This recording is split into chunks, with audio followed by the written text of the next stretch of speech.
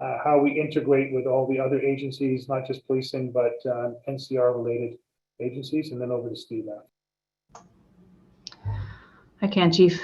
Thank you, Member Meehan. The Intersect is the National Capital Region, and it involves all of the parties in the area, and we have monthly calls to share information. I can tell by your reaction that that's not what you're interested in hearing right now, and I can certainly appreciate we are as frustrated as you, but every one of these situations that arises, we can't take the law into our own hands. You demand that of us. We have to be the level head, and we have to be the ones who are responding based on the authorities that we have got, and they don't change in this situation. No one has wanded us with powers to arrest if we don't have them. We still have to follow the Charter of Rights. We still have to go by the Trespass to Property Act. If the NCC is the owner of the Confederation Park, we have to get their approval before weighing in on those things. So we are trying to abide by all of these things, because there's no point in making arrests and a whole lot of effort and energy if it's only going to be tossed out later in court because we haven't abided by it. We know these things from past protests, from other people's decisions, from what's happened through the courts. What I will say is places like Quebec City, Toronto, they have learned from us. Absolutely. We're not saying we didn't make any mistakes. We're saying we are learning as we go on a lot of these things, and we are doing the best we can. Every one of us is. So can we not get the NCC to give us approval to go on to Confederation Park and dismantle this core, this party central? We have that, and I can tell you that we have made progress in the last 3 hours. While I've been on calls with people, that's happening. I can't tell you exactly what's happening right now because I can't be there, but I can tell you that our folks have been, they haven't abandoned the goal here.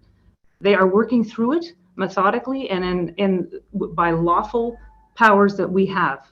And nothing has changed. We have, as I said, have not been granted all kinds of new powers because this has happened in our city. As much as everybody has power in this city except the police and residents. That's the message that we're giving to the protesters in this city. I'm sorry. That's what for the last on behalf, not just myself, I'm speaking on behalf of very frustrated residents. We appreciate everything that the police are doing. We do. And I understand that they're exhausted, but this is day 8. And we need to know that this is going to end. And right now, I think if you're listening to this, I think there's nothing that indicates that we're not in for more days of this. So I'll just stay quiet from now on. I apologize. Yes, I am passionate, but I have to be on behalf of everybody that is feeling very, very helpless right now. Thank you. Thank you, Member Meehan. Did Member Meehan want to hear about the arrests? I just wasn't sure if that was the end of her question.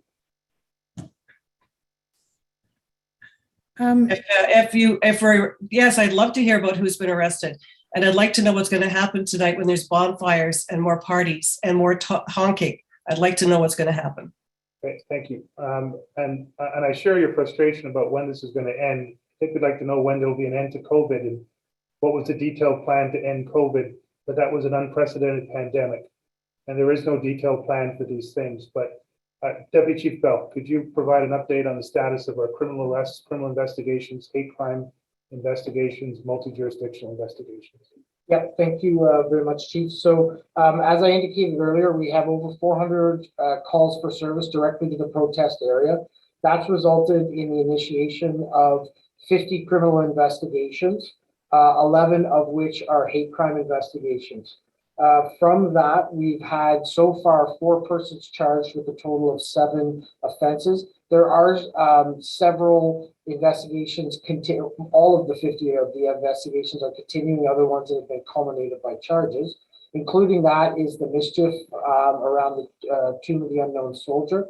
That investigation does progress and is progressing well, and we hope to have announcements on that in the coming days, as well as some threats that we've received to various public figures that has resulted in an cooperative investigation with the Federal Bureau of Investigations in the United States, and we hope to have positive announcements around culmination of that in the near future.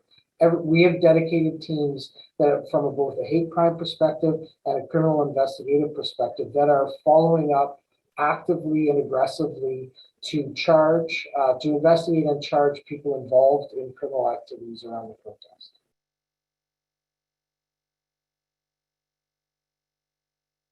Okay, thank you, Member Meehan. Member Sueda? Thank you, Chair. And I also really want to thank the Chief